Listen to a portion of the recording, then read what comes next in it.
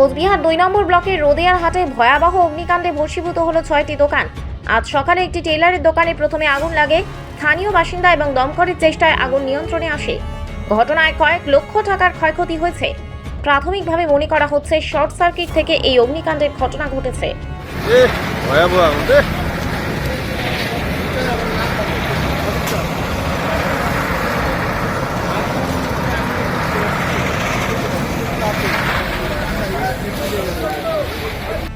কিভাবে আগুনটি লেগেছে একটু বলবেন?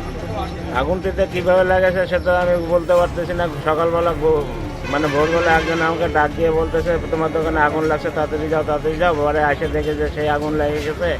হ্যাঁ, পরে তো আসে দেখি যে ফায়ার ব্রিগেড আসে না। তারপর 5 মিনিট পরে ফায়ার ব্রিগেড আসলো। আসে তো ওরা ফায়ার ব্রিগেড তো পুরো সহযোগিতা করছে।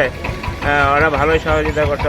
ওরা না আসলে তো বাজারে যত দোকান ছিল সবই পুড়ে যেত। কতগুলো দোকান পুড়েছে তো? দোকান 5-6টা দোকান পড়ছে। হ্যাঁ, আর না তো যতগুলো ছিল আমাদের এই লাইনে সবই চলে যেত।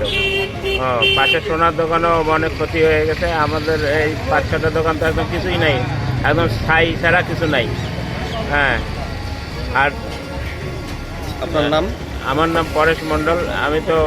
আমার তো অনেক টাকা ক্ষতি হয়ে গেছে। কম করে 2-2.5 লাখ টাকার মালপত্র নষ্ট হয়েছে। মানুষের কাপড় চোপড়, নিজের মেশিনপত্র ও দোকানের যা কিছু আছে কিছুই পাওয়া যায়নি, সবই খাই।